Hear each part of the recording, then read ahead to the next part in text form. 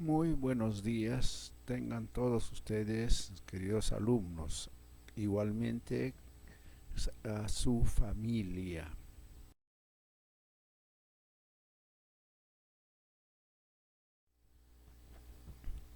Como todos sabemos, vamos a continuar todavía por seguramente un tiempo, tal vez un tiempo algo extenso, con este problema de la cuarentena, y nuestras clases van a seguir siendo pues a través de estos medios mecánicos, y nosotros debemos en lo posible cumplir con todas las normas que nos imparten, con la higiene que debe ser ya hábito en nosotros para ir simplificando los, los riesgos de la contaminación.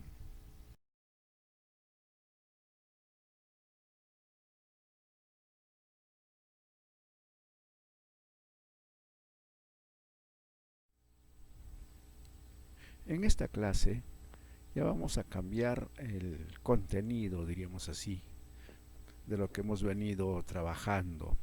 Pues a partir de la clase de hoy vamos a tratar de una clase de movimiento, recordándoles, como siempre se les ha mencionado, que todo en el universo está en movimiento.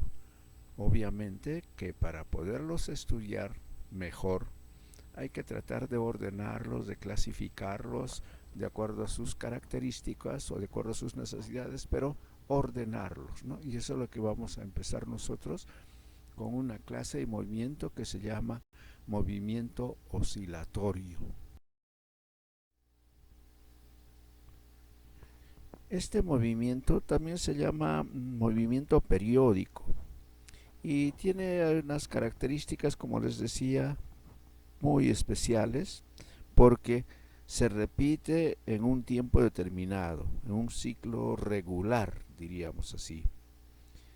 Oscila cuando se ubica lejos de su punto de equilibrio, y el movimiento es de vaivén, es decir, de ida y vuelta. Esto, por ejemplo, nosotros lo podemos observar en los péndulos de los relojes, por ejemplo, sobre todo los relojes de la antigüedad, que todos funcionaban en base a péndulos. Ahora ha sido cambiado, pero también por la vibración de un cristal de cuarzo, de los relojes ahora que usamos nosotros, porque también ahí hay movimientos, digamos, oscilatorios, muy bien sincronizados para marcar, digamos, el tiempo, los segundos, para no adelantarse ni trasladar, digamos, ni retrasarse. Estas vibraciones pueden ser producidas por diversas formas, ¿no? Por diversos medios. Por ejemplo, la vibración de un cristal, ya decía, las vibraciones del sonido cuando, por ejemplo, pasa un avión, ¿no? Los movimientos, por ejemplo, que hacemos en los sube y baja, que nos pueden dar una idea de cómo es ese movimiento ordenado, digamos, en, en los extremos, porque siempre debe haber un punto, vamos a llamarle pues punto de apoyo, ¿no? Punto de origen. Y para esto vamos a ver pues algunos gráficos que nos van a ayudar. Fíjense ustedes, ahí tenemos, digamos, todos el movimiento que podría llamarle pendular, ¿no? Tiene un punto de referencia sujeto en un sitio y se va a ir moviendo en forma armónica de un lado para otro, ¿no? A esto es que nosotros le llamamos movimientos oscilatorios, ¿no? Porque oscilan, diríamos así, de un punto a otro, como podemos observar en estos tres gráficos. Volvemos a insistir en este movimiento que también se puede llamar movimiento armónico simple, y su abreviación sería MAS en mayúscula. Si más adelante vamos a ver MAS, tenemos que leerlo como dijera movimiento armónico simple. Lo volvemos a insistir, lo que les dije al principio, intervalos, ¿no? tratando de mantener una línea recta, pero no va a poder ser recta porque está sujeta, por ejemplo, a alguna fuerza, ¿no? Entonces va a haber digamos, va a haber una pequeña posible inclinación, no va a ser totalmente recta, ¿no?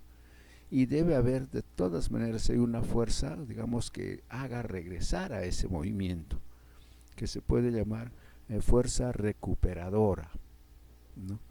Es decir, lo sacamos de su punto de equilibrio a este cuerpo, a este objeto, y al moverse, al regresar, diríamos, va a tener una fuerza como para pasarse al otro extremo, ¿ya? Entonces, nosotros vamos a ir aumentando nuestros conocimientos para ver los conceptos que nos van a ayudar a entenderlo mejor y a desarrollar, como siempre, uno que otro ejercicio que vamos a realizar. Ya noten ahí que lo que debemos saber, conocer, diríamos, una oscilación simple, oscilación doble, el periodo, frecuencia, elongación y amplitud, que lo vamos a ir viendo de a pocos y se los voy a decir, ojalá ustedes vayan tomando nota, porque no podemos estar escribiendo todo, nos demoraríamos demasiado y sería un poco la pérdida de tiempo. Presten mucha atención, porque inclusive después vamos a ir viendo ya las ecuaciones que vamos a utilizar. Yendo por partes, entonces vamos a ver primero en un gráfico estos componentes y de ahí hacemos hasta una descripción de cada caso, o si yo se los voy a decir para que lo tengamos siempre en cuenta. En este esquema podemos ver, miren ustedes, un cuerpo a manera de un cubo que va a estar sujeto, por supuesto, a una fuerza y que va a desplazarse de un extremo a otro. Fíjense ustedes, ¿no? Sostenido, diríamos, por un resorte que se va a estirar y se va a encoger. Fíjense ustedes ahí, ¿ya?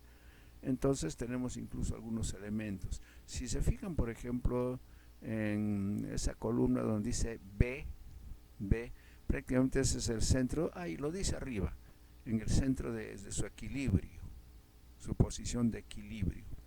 Si lo estiran más hacia la derecha, como dice ahí la X, ¿no? Por supuesto el resorte también va a ceder, y una vez que se le suelte, va a retroceder, cruzar de nuevo la posición de equilibrio e irse hasta el otro extremo. Fíjense ustedes. Y va a haber, noten ustedes, donde se encuentren los gráficos en la segunda y tercera, digamos, fila, van a ver ahí X, una X, ¿no? Que va a ser un espacio determinado del centro de equilibrio a cualquier punto. Fíjense ustedes, en una dice, por ejemplo, X es igual a más 1A, porque se va hacia la derecha. Y en la parte inferior va a decir X es igual a menos A, es decir, A es diríamos como el equilibrio en este caso, ¿no? Y a esa X, vamos adelantándonos, se va a llamar elongación. Tienen que ir anotando, jóvenes, aunque vamos a volverlo a decir todo esto. Entonces ahí están los elementos que estamos mencionando. Comparando con el gráfico anterior, diríamos así, podemos ir ya definiendo qué cosas, esos componentes, que es una oscilación simple, por ejemplo. Es un movimiento que va de un extremo a otro, simplemente.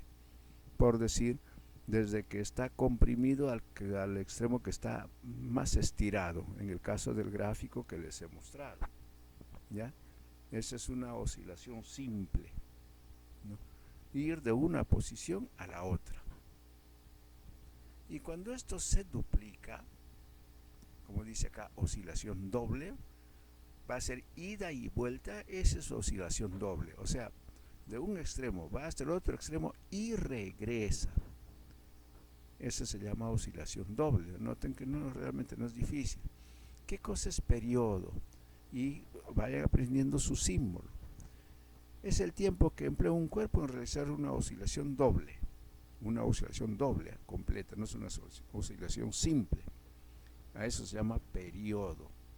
Se representa con una T mayúscula, entre otras cosas para no confundirse con tiempo. Tiempo es una T en minúscula. También mencionamos ahí a frecuencia, que se representa con una F minúscula. Es una con minúscula, ¿ya? ¿Y qué cosa es frecuencia? Número de oscilaciones completas que realiza un cuerpo en un tiempo determinado. Eso es frecuencia. Número de oscilaciones en un tiempo determinado. Lo que les mencionaba anteriormente, elongación. ¿Qué es elongación? La distancia que existe entre la posición del centro, la de equilibrio, y en cualquier otro lado de ese cuerpo en un instante cualquiera. Distancia que existe entre la posición de equilibrio y a una distancia cualquiera. Y después tenemos la amplitud. Es la distancia entre la posición de equilibrio y cualquiera de sus posiciones extremas. Amplitud. Distancia existente entre la posición de equilibrio y cualquiera de las posiciones extremas. Aquí tenemos también oscilaciones ocasionadas por resortes en dos situaciones, en dos posiciones, diríamos. Noten que al extremo inferior de cada resorte debe haber una fuerza, digamos un cuerpo con una fuerza determinada para que se produzca un movimiento. Como en el primer caso donde dice en serie, es porque están unos a continuación de otros. Miren ustedes K, y por si acaso la K va a llamarse constante de elasticidad. Mejor dicho, chicos, ustedes saben que los resortes, unos pueden estirarse fácilmente, otros con dificultad, otros de repente no se estiran bien. Depende del material y qué cosas que queremos hacer nosotros, ¿no? A eso se llama constante de elasticidad. Se utiliza muchísimo, muchísimas cosas. Si relacionamos, por ejemplo, para ver la carga nomás de los camiones, el chasis ahí que tiene la parte inferior, tiene que haber constante de elasticidad en forma de resortes. Entonces, repito, ese material que permite una determinada cantidad de elasticidad se va a llamar constante y con una K mayúscula. K mayúscula, noten ustedes. Ese es en serie cuando mencionamos uno a continuación de otro. Pero también pueden ser a la par, diríamos así, que vienen a ser paralelos. ¿Por qué se les dice esto? Porque cuando hagamos los ejercicios vamos a necesitar saber si están en serie o están en paralelo. Reitero, las constantes de elasticidad, ¿no? Van a ser diferentes. Visto un problema, se les va a proporcionar a ustedes en todo caso ese dato, digamos, del ejercicio, la constante.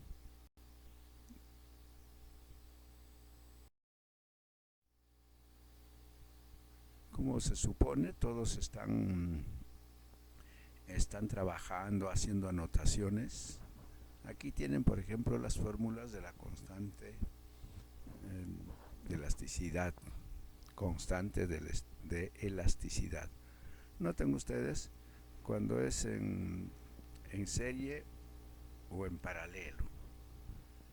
En la primera fórmula de la parte superior para digamos esos resortes que están en forma de serie, ya en serie. Simplemente suman las dos constantes y problema resuelto. Si es en paralelo, tiene que haber un resultado equivalente, digamos. Fíjense, ahí lo tienen en la parte inferior. Si nos piden, por ejemplo, hallar la constancia de resortes en paralelo lo tenemos ahí, ¿no? No se olviden, constante de elasticidad, que también se llama constante equivalente. En este caso, como dice E, elasticidad o equivalente, para nuestro caso va a ser el mismo. Dada la importancia que tiene, vamos a necesariamente saber y hacer algunos ejercicios sobre los péndulos. Y decimos péndulos simples porque nos estamos refiriendo a unos péndulos, digamos, pequeños, que no van a tener mayor complejidad matemática. Los más elementales, diríamos, ¿no?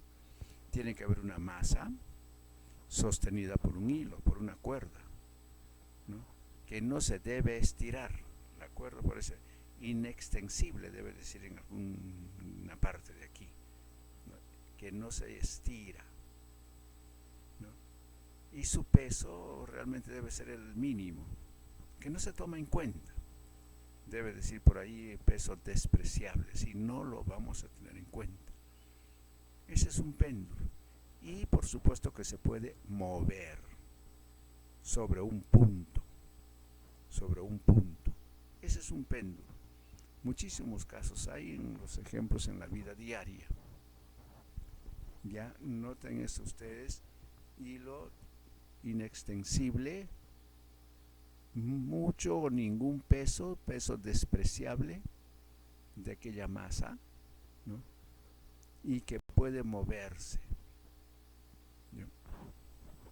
Para su mejor estudio debemos saber sus 4 leyes que tiene, ¿no? Y vayan aprendiendo. Ya se supone que ubican ustedes qué cosa es periodo, porque lo hemos visto ya. El periodo de un péndulo no depende de la masa que oscila, o sea, de cualquier masa, chicos, el periodo va a ser el mismo, pequeña, grande, lo que sea. La otra propiedad, la otra ley, el periodo, estamos hablando de tiempo, de un péndulo es directamente proporcional a la raíz cuadrada de la longitud del péndulo. Raíz cuadrada de la longitud del péndulo. Se supone vamos a tener pues alguna ecuación más adelante. La tercera, la frecuencia del péndulo aumenta conforme diríamos aumenta la longitud. O vamos a rehacerlo, vamos a rehacer, pareciera que está exactamente al revés. La frecuencia de un péndulo aumenta cuando la longitud disminuye, ¿no? O sea, se va a mover más rápido un péndulo cuanto más pequeña sea la cuerda. A eso se refiere. Y quiero que se mueva más lento, la cuerda debe ser grande, ¿ya? La frecuencia de un péndulo aumenta cuando la longitud disminuye. Y el número 4, el periodo, hablamos de tiempo, ¿no? De un péndulo es inversamente proporcional a la raíz cuadrada de la aceleración de la gravedad local. De la gravedad local. Ustedes saben que en todo sitio, por supuesto en nuestro planeta Tierra, tiene que haber gravedad. ¿Ven? Y como resumen, diríamos, para nosotros entenderles, he incluido una partecita donde dice: el periodo y la frecuencia de un péndulo simple dependen solo de la longitud de la cuerda y de la gravedad. O sea, si quisiéramos construir un péndulo, el resto no va a influir. Depende solo de la longitud de la cuerda y de la aceleración de la gravedad en el sitio en que nos encontremos. Noten, chicos, aquí tenemos un gráfico de un péndulo, su esfera, punto de suspensión, de la cuerda a la que va a mantener sujeta, etc. Y ya vamos incluyendo las ecuaciones. En la primera ecuación nos dice T, y no se olviden, es periodo, es 2pi por raíz cuadrada de longitud por gravedad, ¿no? O sea, T es igual 2pi por raíz cuadrada de la longitud entre la gravedad. Lo que les estaba diciendo anteriormente, que qué cosas nomás influyen, ahí tenemos la gravedad, es decisiva. Y para hallar lo de la frecuencia es 1 sobre periodo. O sea, el tiempo, diríamos, la frecuencia, noten ustedes. Fórmulas no son complejas y como siempre vamos a dictar cuando llegue el momento el ejercicio. Ustedes sus datos buscan hacer coincidir con alguna de estas fórmulas, aplican la fórmula y les va a resultar. Tenemos otras ecuaciones con las que vamos a trabajar. Fíjense ustedes, esa letra que parece una W, por si acaso es la letra omega minúscula, omega minúscula, que nos está indicando la frecuencia angular. Estamos hablando siempre de este movimiento armónico simple y por qué no decirlo más directamente del péndulo. Raíz cuadrada de la constante por entre la masa, constante entre la masa, constante entre la masa. Hay otra más de acuerdo a las circunstancias de la frecuencia angular, 2pi sobre periodo, sobre tiempo, y también podríamos utilizar la del periodo, que es 2pi raíz cuadrada de longitud sobre gravedad, longitud sobre gravedad.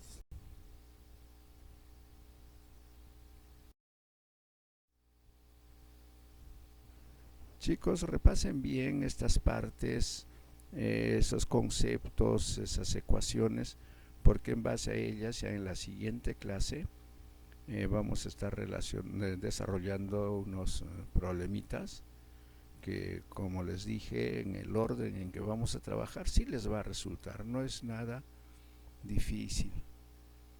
Sin embargo, debemos ir recordando qué es lo que hemos hecho, qué es lo que, como un pequeño repaso. No se olvide el movimiento armónico simple, porque se presenta mucho en la naturaleza. Recordarles que todo cuerpo, desde el más pequeño, por ejemplo, que es el átomo, está en movimiento. Se sabe que los electrones están girando a vertiginosa velocidad alrededor del núcleo del átomo. Ya está en movimiento. Eso sería del microcosmos, de lo más pequeño, y el macro, que es más grande, el universo, jóvenes. En el universo todo está en movimiento.